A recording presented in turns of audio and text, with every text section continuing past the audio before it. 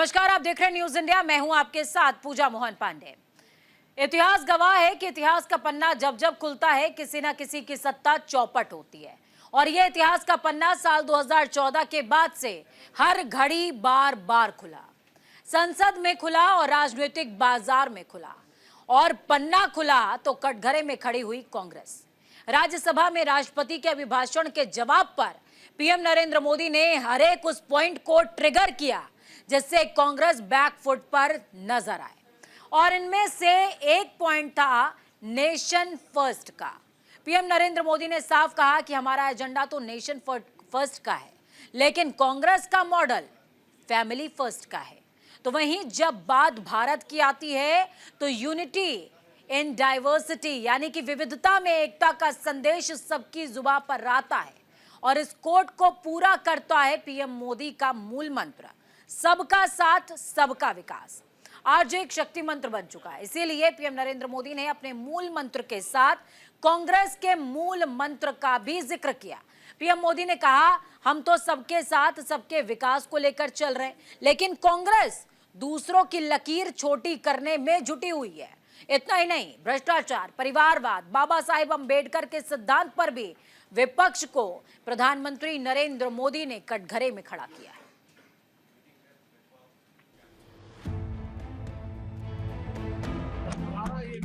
Model को अगर मुझे एक शब्द में कहना है तो मैं ये कहूंगा नेशन फर्स्ट, राष्ट्र प्रथम। किसी एक उम्दा भावना और समर्पित भाव से हमने लगातार अपनी नीतियों में, अपने कार्यक्रमों में, हमारे वाणी में, वर्तन में इसी एक बात को मानदंड मान करके देश की सेवा करने का प्रयास किया है।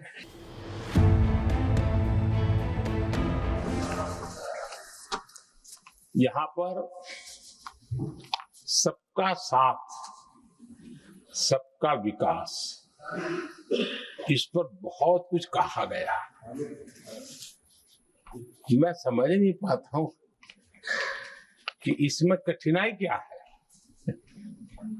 सबका साथ सबका विकास, ये तो हम सबका दायित्व है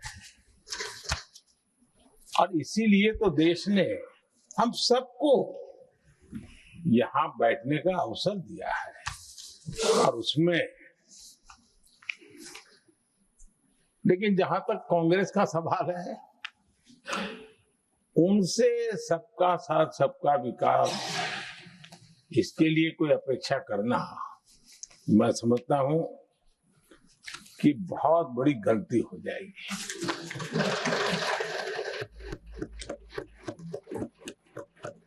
ये उनकी सोच के बाहर है, उनकी समझ के भी बाहर है और उनके रोड मैप में भी ये सूट नहीं करता है। कि मैं बड़े गर्व के साथ भी कहता हूं, बड़े संतोष के साथ कहता हूं कि एक लंबे अरसे तक, 5-6 दशक तक देश के सामने अल्टरनेट मॉडल क्या हो, तराजू पर तोलने का कोई अवसर ही नहीं मिला था। लंबे अरसे के बाद, 2014 के बाद देश को एक अल्टरनेट मॉडल क्या हो सकता है, अल्टरनेट कार्यशैली क्या हो सकती है, प्रायोरिटीज क्या हो सकती है, इसका एक नया मॉडल देखने को मिला है। और ये नया मॉडल तुष्टीकरण नहीं, संतुष्टीकरण पर भरोसा।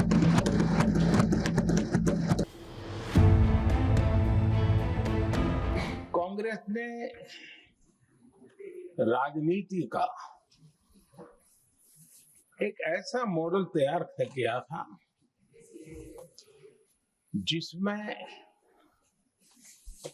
झूठ, फरेब, भ्रष्टाचार, परिवारवाद, तुष्टीकरण, सबका गालमेल था। जहां सबका गालमेल हो वहां सबका साथ हो ही नहीं सकता।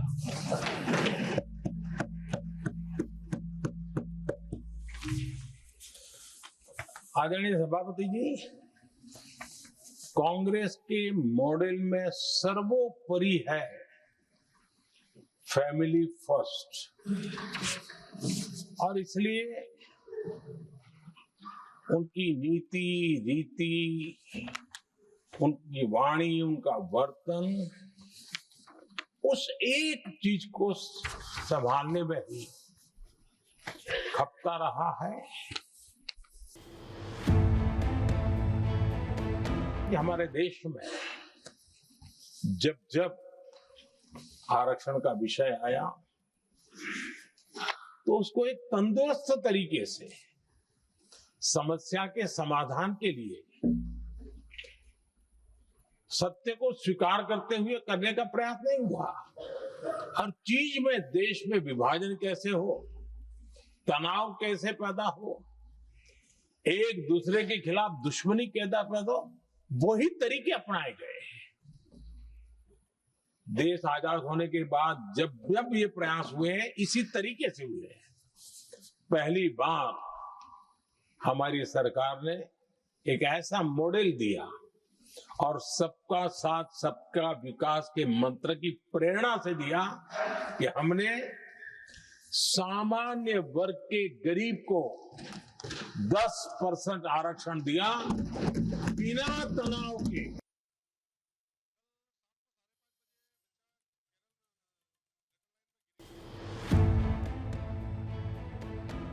आज जातिवाद का जहर फैलाने के लिए भरपूर प्रयास हो रहा है, लेकिन 3 दशक तक दोनों सदन के ओबीसी एमपीस और सभी दलों के ओबीसी एमपीस सरकारों से मांग करते रहे थे कि ओबीसी आयोग को संवैधानिक दर्जा दिया जाए। ठुकरा दिया गया, इनकार किया गया,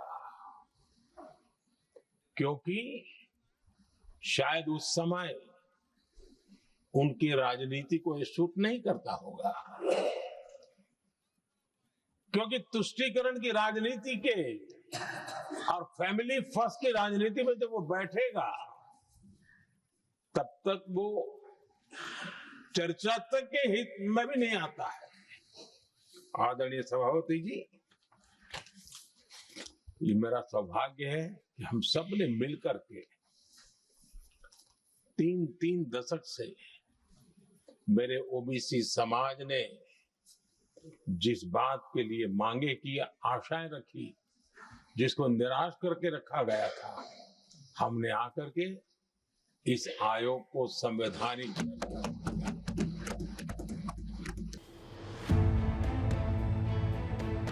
हमारी ही सरकार ने SC ST एक्ट को मजबूत बनाकर दलित और आदिवासी समाज के सम्मान और उनके सुरक्षा के संबंध में अपनी प्रतिबद्धता भी दिखाई और हमने उसको बढ़ाया।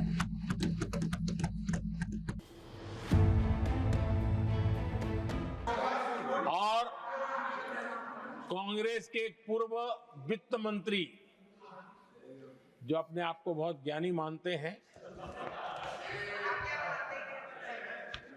उन्होंने माना था कि लाइसेंस परमिट के बिना कोई काम होते नहीं है। सारे काम लाइसेंस परमिट के रास्ते से ही गुजरते हैं। और उन्होंने ये भी कहा था कि लाइसेंस परमिट बिना रिश्वत को नहीं होता है। मैं कांग्रेस के वित्त मंत्री ने जो कहा वो कह रहा हूं, बिना रिश्वत को नहीं होता है। अब कोई बहुत आसानी से समझ सकता है, उस जमाने में रिश्वत मतलब हाथ की सफाई कौन करता था भाई। आदरणीय सभापति जी,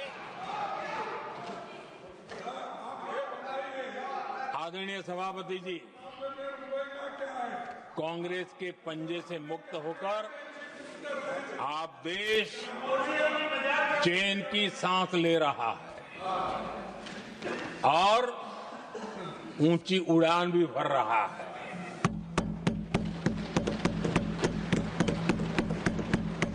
कांग्रेस के लाइसेंस राज और उसकी कुनीतियों से बाहर निकलकर हम मेक इन इंडिया को बढ़ावा दे रहे हैं। भारत में मैन्युफैक्चरिंग बढ़ाने के लिए हमने पीएलआई स्कीम शुरू की, एफडीआई से जुड़े रिफॉर्म्स किए। आज भारत दुनिया का दूसरा सबसे बड़ा मोबाइल प्रोडक्शन वाला देश बना है।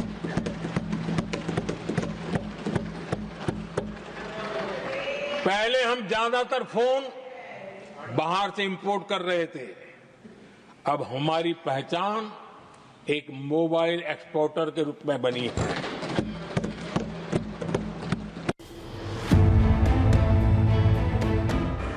माय भारत एक आंदोलन शुरू किया है। मेरा युवा भारत, माय भारत। आज करीब 1.5 करोड़ से ज्यादा युवाओं ने उसमें अपनी रजिस्ट्री करवाई है और देश के वर्तमान विषयों पर चर्चा करना, मंथन करना, समाज को जागरूक करना, सक्रियता से ये नौजवान अपनी प्रेरणा से कर रहे हैं। उनको स्पून फीडिंग की जरूरत नहीं पड़ रही है, वो अपने सामर्थ्य से अच्छी चीजों को हाथ लगा करके आगे बढ़ रहे हैं।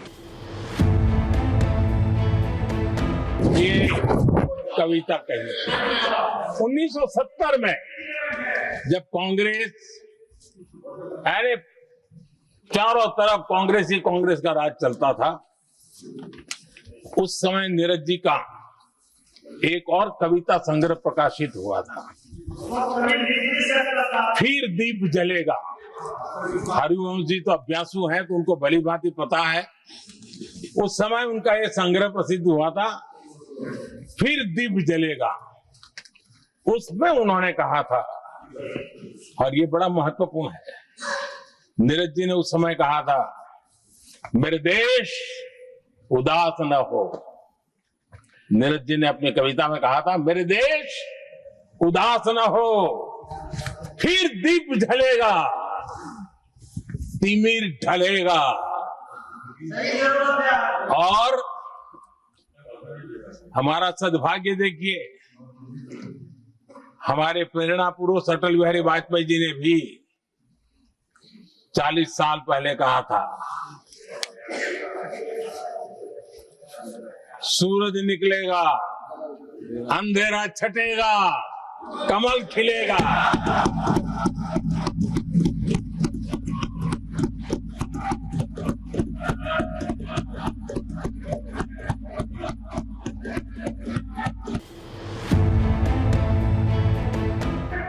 माननीय खड़गे जी आपके सामने बढ़िया बढ़िया शेर सुनाते रहते हैं और उनका शौक है शेर सुनाने का, और सभापति जी आप भी बड़ा मजा लेते हैं।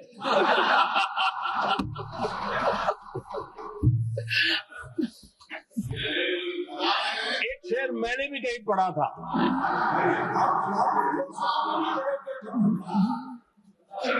तमाशा करने वालों को क्या खबर, तमाशा करने वालों को क्या खबर, हमने कितने तूफानों को पार कर दिया जलाया है, हमने कितने तूफानों को पार कर दिया जलाया है। इस बार मैं देख रहा था कि खड़गे जी कविताएं पढ़ रहे थे, लेकिन जो बातें बता रहे थे, और आपने बड़ा सही पकड़ा था कि जरा बताओ तो सही भी ये कविता है कब की है? उनको पता था, सभापति जी उनको पता था ये कविता कब की है। भीतर कांग्रेस की दुर्दशा का इतना दर्द पड़ा था, लेकिन वहां हालत ये है कि बोल नहीं सकते, तो उन्होंने सोचा ये अच्छा मंच है, यही बोल दें। और इसलिए उन्होंने नीरज की कविता के माध्यम से उनके घर के हालात यहां प्रस्तुत किए हैं। आदरणीय सभापति जी, जो आज के लिए सही है। खड़गे जी को मैं आज वही कवि नीरज जी की कुछ पंक्तियां सुनाना चाहता हूं। कांग्रेस सरकार का जो दौर था उस समय नीरज जी ने ये कविताएं लिखी थी और उसमें उन्होंने कहा था, है बहुत अंधियारा, है बहुत अंधियारा, अब सूरज निकलना चाहिए, अब सूरज निकलना चाहिए, जिस तरह से भी हो ये मौसम बदलना चाहिए, जिस तरह से भी हो ये मौसम बदलना चाहिए। नीरज जी ने कांग्रेस के उस कालखंड में ये कविता कही।